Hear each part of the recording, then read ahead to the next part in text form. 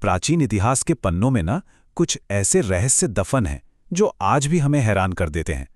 आज हम एक ऐसे ही रहस्यमयी किरदार की बात करने वाले हैं जिसे एक ही समय में देवता भी माना गया और दानव भी। जी हाँ, हम बात कर रहे हैं एब्रेक्सस की। जरा इस तस्वीर को देखिए। प्राचीन ताबीज़ों पर अक्सर ये आकृति मिलती थी। एक ऐसा देवता जिसका सिर मुर्गे का है, धड़ एक इंसान का और पैर पैर सांपों के हैं। ये है एब्रेक्सिस और इसका हर एक हिस्सा एक गहरे आध्यात्मिक रहस्य की तरफ इशारा करता है। अब यही अजीब सी दिखने वाली आकृति उस दौर की धार्मिक दुनिया में एक बहुत बड़ी बहस का कारण बनी। कुछ लोगों के लिए ये एक दिव्य शक्ति थी, तो वहीं दूसरों के लिए ये एक बुरी राक्षसी ताकत थी। तो सवाल ये है कि आखिर सच क्या था? तो देखिए, यहाँ पर दो अलग अलग कहानियां हैं। एक तरफ है नॉस्टिक्स, जो एक तरह का रहस्यवादी समूह था। उनके लिए एब्रेक्सिस कोई मामूली हस्ती नहीं था, वो तो सर्वोच्च शासक था। मतलब उस परम ईश्वर तक पहुंचने से ठीक पहले के सबसे ऊंचे 365वें आयाम का राजा। और दूसरी तरफ रूढ़िवादी ईसाई चर्च। उनके लिए ये बस एक दानव था जिसे बाकी शैतानी ताकतों के साथ गिना जाता था। अब ये टकराव क्यों हुआ, ये समझने के लिए नॉस्टिकवाद को समझना जरूरी है।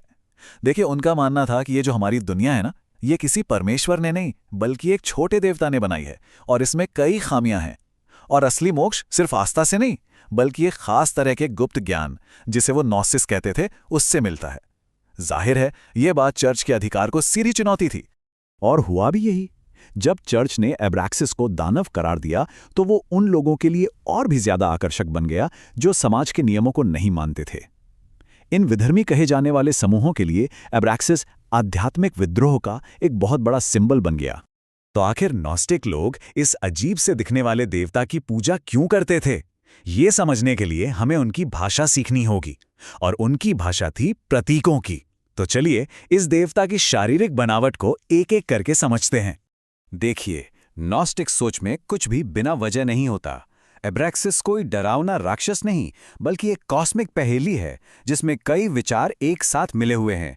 इसका सिर, इसका धड़, इसके सांप जैसे पैर और इसके हाथ में जो चीजें हैं, सब कुछ ब्रह्मांड की किसी न किसी शक्ति को दर्शाता है। चलिए इनको डिकोड करते हैं। शुरुआत करते हैं मुर्गे के सिर से। मुर्गा सुबह की पहली आवाज होता है ना? तो ये प्रतीक है जागृति का, ज्ञान के उजाले का और अंधेरे को दूर करने वाली सूरज की शक्ति का। फिर आता है इसका इंसानी धड़, जो इसे लोगोस से जोड़ता है। लोगोस का मतलब है दिव्य तर्क या वो विचार जिसे शब्दों में ढाला जा सके। ये वो शक्ति है जो इस पूरे ब्रह्मांड को एक सिस्टम में, एक व्यवस्था में रखती है। और ये जो सांप जैसे पैर हैं, ये शैतानी नहीं है बल्कि ये ज्ञान और विवेक के प्रतीक हैं। सांप को हमेशा से धरती से जुड़ा और रहस्यमयी माना गया है, तो ये पैर एब्रेक्सिस को धरती और सहज ज्ञान से जोड़ते हैं। अब देखिए, इसके एक हाथ में एक ढाल है। ये ढाल है ज्ञान की। नॉस्टिक लोगों का मानना था कि इस भौतिक दुनिया के अज्ञान से लड़ने के लिए ज्ञान ही सबसे बड़ा हथियार और सबसे बड़ी सुरक्षा है। और एक बहुत दिलचस्प बात, इस ढाल पर अक्सर आएओ लिखा होता था। ये ईश्वर के हिब्रू नाम का एक रूप माना जाता है। इससे पता चलता है कि नॉस्टिक लोग कैसे अलग अलग धर्मों के विचारों को मिलाकर ईश्वर की एक ज्यादा जटिल तस्वीर बना रहे थे। और दूसरे हाथ में क्या है? एक चाबुक। लेकिन ये सजा देने वाला हथियार नहीं है, ये तो खुद जीवन की उस रॉ एनर्जी का प्रतीक है जो कभी नहीं रुकती, वो शक्ति जो हर चीज को आगे बढ़ाती रहती है। लेकिन रुकिए, इसका प्रतीकवाद सिर्फ इसके शरीर तक ही सीमित नहीं है। असल में इसके नाम में ही एक कोड छिपा है, एक संख्यात्मक कोड जो इसके ब्रह्मांडीय महत्व को बताता है। एब्रेक्सिस की शक्ति को समझने के लिए बस एक संख्या याद रखनी है, 365, 365। यही संख्या इसके सारे रहस्य का केंद्र है। तो सवाल ये उठता है कि आखिर ये 365 का नंबर ही क्यों? इसके पीछे कई वजह हैं और सब एक दूसरे से जुड़ी हुई हैं। पहली, सबसे सीधी वजह, एक साल में 365 दिन होते हैं, तो ये समय पर उसके काबू को दिखाता है। दूसरी बात, नॉस्टिक ये मानते थे कि ब्रह्मांड में 365 लोक हैं और एब्रेक्सिस वो सबसे ऊंचे वाले पर राज करता है। और अब आती है सबसे मजेदार बात। जब एब्रेक्सिस के नाम यानी ABRAXAS को के 7 अक्षरों को ग्रीक न्यूमरोलॉजी के हिसाब से जोड़ा जाता है, तो पता क्या नंबर आता है? जी हाँ, 365। इतना ही नहीं, उस दौर में ईसाई धर्म का जो सबसे बड़ा प्रतिद्वंदी देवता था, मित्रस, उसके नाम का जोड़ भी 365 ही था। कमाल है ना। और बात यहीं खत्म नहीं होती। इसके नाम के जो 7 अक्षर हैं ना, वो उस समय ज्ञात 7 ग्रहों से भी जुड़े थे। मतलब इसकी शक्ति सिर्फ समय तक ही सीमित नहीं थी, बल्कि पूरे ब्रह्मांड के ताने बाने में समाई हुई थी। तो इन सभी जटिल प्रतीकों का, इन सभी नंबरों का आखिर मतलब क्या है? नॉस्टिक लोगों में क्या समझाने की कोशिश कर रहे थे? और यहीं पर नॉस्टिक दर्शन का सबसे गहरा सच छिपा है। उनके लिए एब्रैक्सिस ना तो अच्छा है और ना ही बुरा, वो इन दोनों से परे है।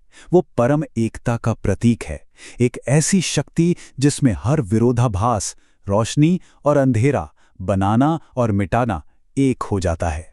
नॉस्टिक मान्यताओं के हिसाब से एब्रैक्सिस ही वो ईश्वर है जिसने हमारी ये भौतिक दुनिया बनाई है। एक ऐसी दुनिया जहां खूबसूरती भी है और तकलीफ भी, जहां जीवन भी है और मृत्यु भी। एब्रैक्सिस इसी बुनियादी विरोधाभास का चेहरा है। और यहीं आकर ये दोनों विश्व दृष्टिकोण एकदम अलग हो जाते हैं।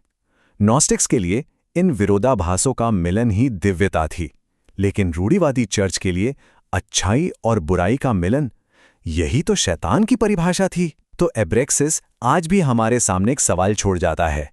क्या एक ऐसा ईश्वर जिसमें रोशनी और अंधेरा दोनों हों, वो सच्चाई के ज्यादा करीब है, या फिर वो सच की एक खतरनाक मिलावट है?